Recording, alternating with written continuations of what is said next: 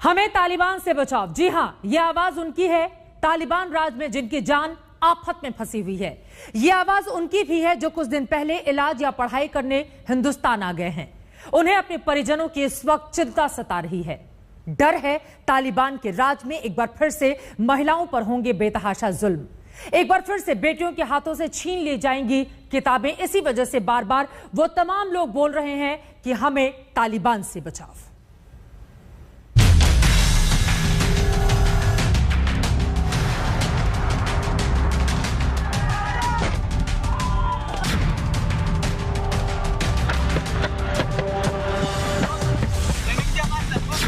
पाकिस्तानी लोग लड़कियों को बेहोश करके अपनी कंट्री पे रहते हैं, तो यही बहुत बुरे हालत है। सब वजह ये पाकिस्तान की वजह से है। मैं कहती हूँ अल्लाह पाकिस्तान को कब्रिस्तान बनाए।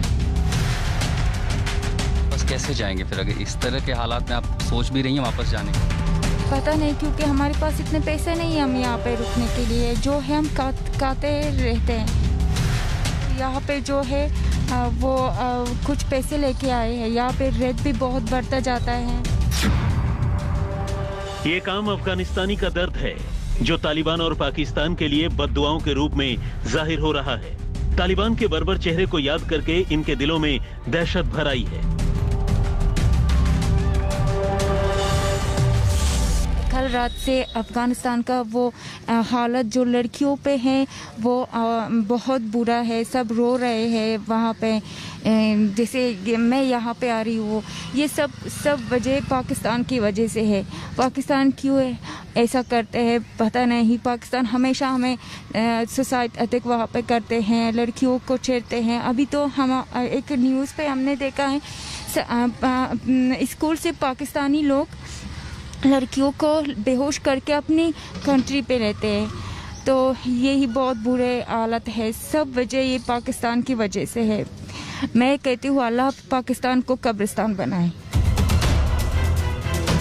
अफगानिस्तान में तालिबान क्या आया, जैसे शैतान का राज आ गया।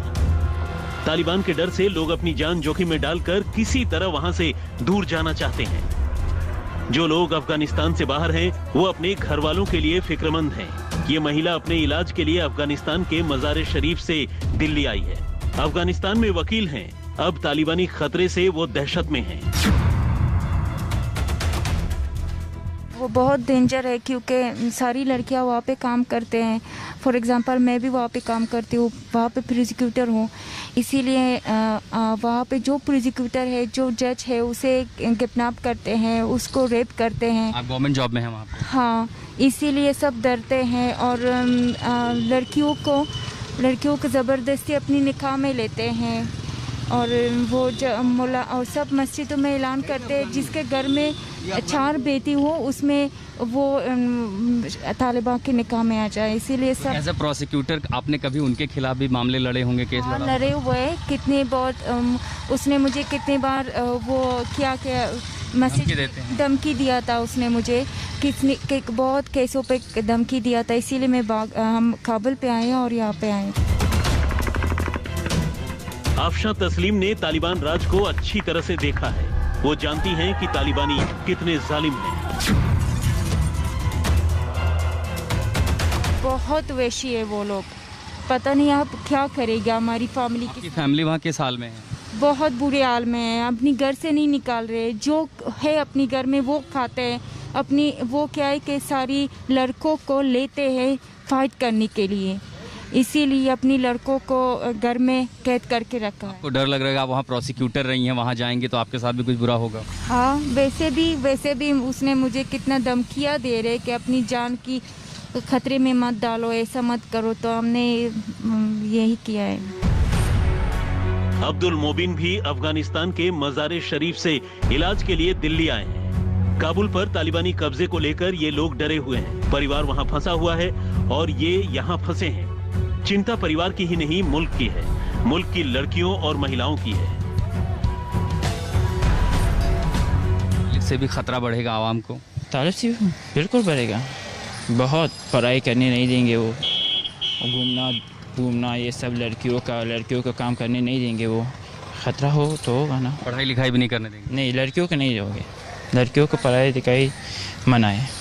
ऐसे में अफगानिस्तान या आपके मुल्क का भविष्य क्या नज़र आता है आपको? भविष्य तो ख़राब होगा ना, लड़कियां नहीं पढ़ेंगे, काम नहीं करेंगे, सिर्फ मर्दों, पैसा नहीं आएगा बाहर से यहाँ से, तो वो ट्रांसफ़र नहीं होगा, सब कुछ ख़राब होगा ना भविष्य। काबुल के रहने वाले भी इलाज करवाने दिल्ली आए हैं। वहां तालिबान राज से दहशत में हैं। मेरे माँ बाप है, मेरे फैमिली है। सब काबुल में ही है? हाँ जी हाँ। अगर हम उधर वापस गए तो वो जो नया गवर्नमेंट है उसकी पॉलिटिक्स हमें मालूम नहीं, वो हो सकता है एंटी गवर्नमेंट ऑफ इंडिया हो, तो हमको पता नहीं उसका उधर क्या माहौल है। अभी हमको भी पता नहीं हम कैसे गए, कैसे करें।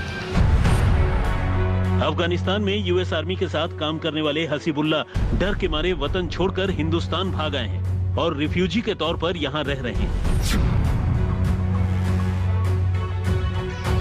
तालिब ने धमकी दी थी आपको? हाँ, वही पे धमकी दे रहा था, तो बहुत प्रॉब्लम था। जो लोग उस टाइम पे काम कर रहा था तो उसको सर गला कटवा देता था और उसको मारा था कि तू नहीं हुआ। अगर वो आर्मी तो बहुत दूर की बात है, जो कोई आर्मी में था तो उसको भी मार जाता था कि आप आर्मी में क्यों काम करते हो। अफगानिस्तान से हिंदुस्तान इलाज के लिए आई ये दो महिलाएं सिर्फ पश्तो भाषा जानती हैं, लेकिन अफगानिस्तान में तालिबान के कब्जे की फिक्र इनके चेहरे से बयान हो रही है। हालात तालिबान की वजह से बन रहे हैं अफगानिस्तान में, जो लड़कियां हैं, औरतें हैं, उनके लिए कितना बड़ा खतरा है? दख्तरा क्या जाना नहीं, हालांकि मैं तालिबान वतन गिरफ्तार में खतरा बरशस्ता कमी मुश्किलात बर जोर میشه برزنا.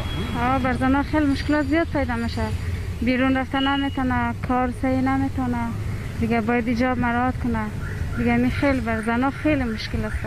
हसीबुल्ला क्या कह रहे हैं ये बोलते हैं कि मुश्किल ऐसे कि अभी जो तालिबान का ना बाहर निकलना बहुत मुश्किल है।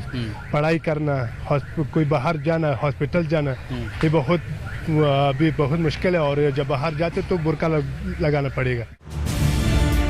दिल्ली के रिफ्यूजी कॉलोनी में अफगानी जहां अफगानिस्तान में फंसे अपने परिवार को लेकर चिंता में हैं, तो कई ऐसे भी हैं जो अब अपने वतन जाना ही नहीं चाहते।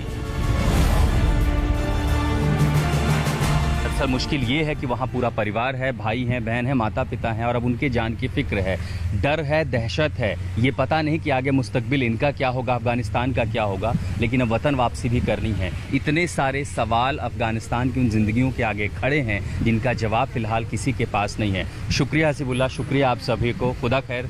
और ये सब कोशिश करेंगे अपने वतन वापसी लौटने की, लेकिन आगे क्या होगा इसके बारे में किसी को कुछ भी नहीं पता। दिल्ली में अफगानी रिफ्यूजी कॉलोनी से सत्या के साथ मैं आशुतोष मिश्रा, आज तक।